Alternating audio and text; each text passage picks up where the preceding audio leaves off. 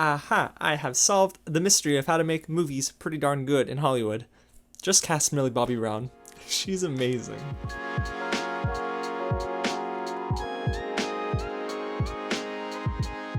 What's going on, you guys? James here with another real review, and today I am so excited to dive into Netflix's Enola Holmes starring Millie Bobby Brown and Henry Cavill. When I saw the trailer, a month ago now, I loved it. It was so much fun, and I could not wait to dive into this. Thank you, Netflix, for sending me this early for review.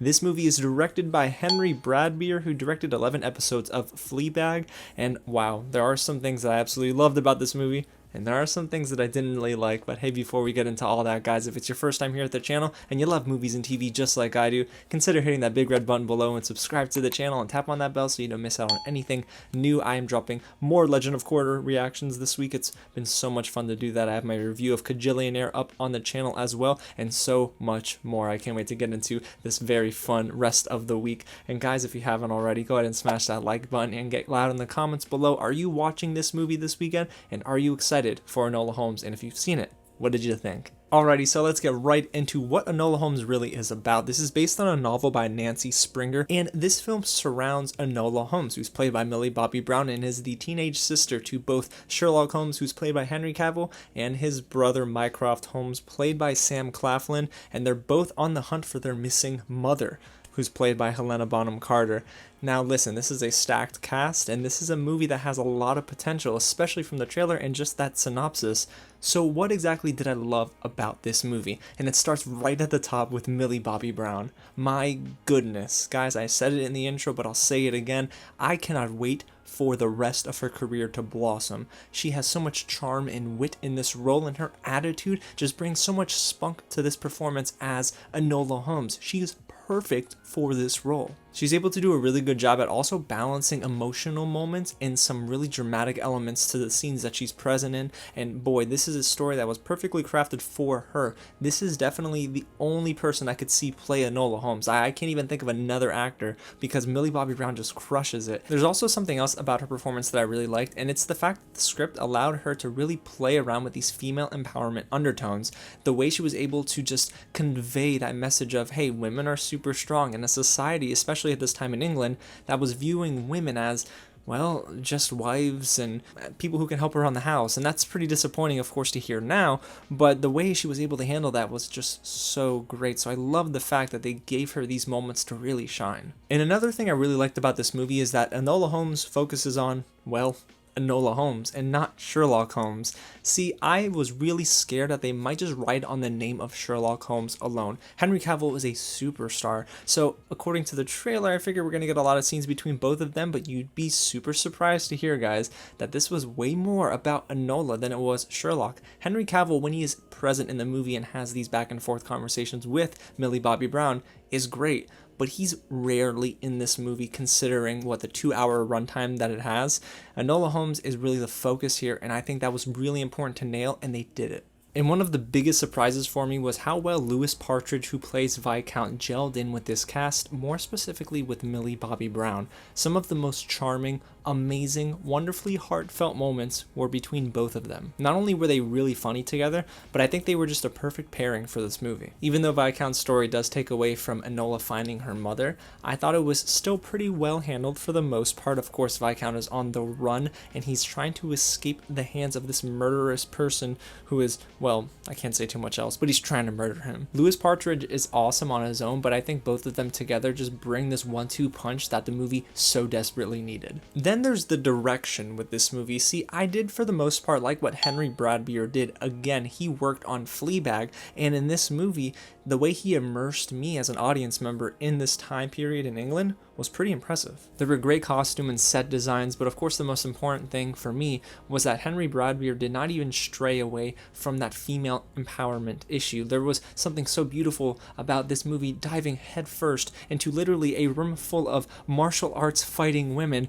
and just getting a sense of what this movie's about. And really the foundation of this film lies in the fact that women are strong, they don't need a man, but the fact that they're able to just express themselves the way they'd like to express themselves is evident in this movie. And of course, this movie's a lot about choices, so you get to see Enola Holmes grow over the course of the film. So I understood the direction, and it was definitely well executed in this movie. Now, for as much as I'm raving about Enola Holmes, there are some things that hold it back from being really darn good. So in the beginning of the film, the movie is fun. It was just bringing me in. I was locked and loaded and ready for a great time. However, in the middle of the movie is when it starts to get kind of dry, and that carries on into the third act of the film as well. There are too many moments where I got a little disengaged with the plot, and maybe there were just too many things going on, but I found myself uninterested in a lot of the conversations that were happening on screen in the middle of the film. There were a lot of hit and miss moments here, especially when Enola is trying to solve the case of Viscount over chasing after her mother, who of course again is played by Helena Bonham Carter. I wanted to see more of her as well, and we did not see too much of her, and I of course love the Viscount case that she's trying to solve, but I just wasn't as impressed with that compared to the beginning of the film. There's also a villain that's introduced here who is really weak and is just there to service the plot, and to be completely honest with you, I don't even remember their name, because I'm not even sure if they mention this guy's name. And then there's Sam Claflin again as Sherlock's brother. Now, Mycroft is not a terrible character here, but to be honest with you, he is just grumpy all the time.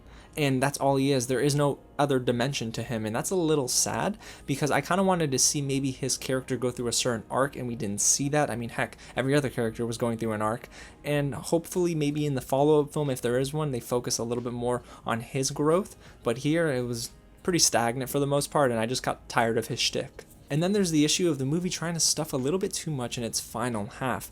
Enola Holmes, for example, is going to a finishing school because her brother Mycroft does not want her to turn into a savage, I guess is what he's trying to go for. But the thing is, that finishing school moment should have happened in the beginning of the movie. When it happened at the end, it distracted from the overall message of the film and the plot, and it really took me out of the movie. I get that it served the purpose eventually, but to me it just came a little too late, and if they flipped it around, maybe it would have been even more successful. I don't know, it just didn't really resonate with me as much as the rest of the film. And then guys, there's this one tiny issue that I had with the fourth wall breaking. If you saw the trailer, you understood that Enola is breaking the fourth wall in this film. Now, it happened immediately in the film, and I liked it, don't get me wrong, but there were a lot of moments where it didn't really work for me, and it wasn't necessary. You know, she would throw in these like very quick little one-liners, and I thought, boy, I could just read that emotion on your face. You don't have to break the fourth wall and take me out of the scene entirely. So it didn't really work all too well, and it didn't flow with the rest of the film. And then lastly, guys, the score wasn't all too great either. It was a little generic, I won't lie to you. It was a little bland. Sometimes it worked real well, but most times it was just hidden for me, and that would have, I think, added to some of those more dry moments in the middle of the movie. So overall, you guys, Enola Holmes is a fun movie that again reminds us of how darn good Millie Bobby Brown is. I think, in my opinion, she has probably got the most potential among anyone that was in that Stranger Things cast, and I can't wait to see what's next for her. Here, she just displays an amazing performance as Enola, and she just captivated me with her role. Henry Cavill is also really cool as Sherlock. You know, I see him as Superman, but now he's playing so many different roles, and I actually liked him here in this movie. Nothing about this movie's terrible, guys. It's just that middle that gets a little dry, and they don't really hit a home run in the end either. So if they could have maybe trimmed a little bit of fat off this movie, or just made some of those story beats a bit more interesting, I think I would have fallen in love with this film. It's just that when this movie gets dry, it gets dry, and then it just meanders, lingers a little too long, to the point where I just get pulled out of the film. So does everything fire on all cylinders here, guys? Absolutely not. But is this movie worth a fun weekend watch? It really is, and I think you should give this your time, especially if you're a fan of Millie Bobby Brown, because not only does she deliver, but she makes this film her own. So guys, if I had to rate Enola Holmes, I'd probably give it a 3 out of 5, but it's a strong 3 out of 5 because there's enough charm and wit to this movie that made me enjoy at least that first half. The second half is where it gets rough again, but I still liked it for the most part. But guys, I want to know what you think, so go ahead and get loud in the comments below and let me know what your thoughts are on this film. Do you agree with me? Do you disagree with me? Don't forget to smash that like button and go ahead and hit the big red button below and subscribe to the channel for more reviews just like this. Alrighty guys, well I got a lot more work to do. So again, thank you so much for watching, and I'll catch you at the next screening.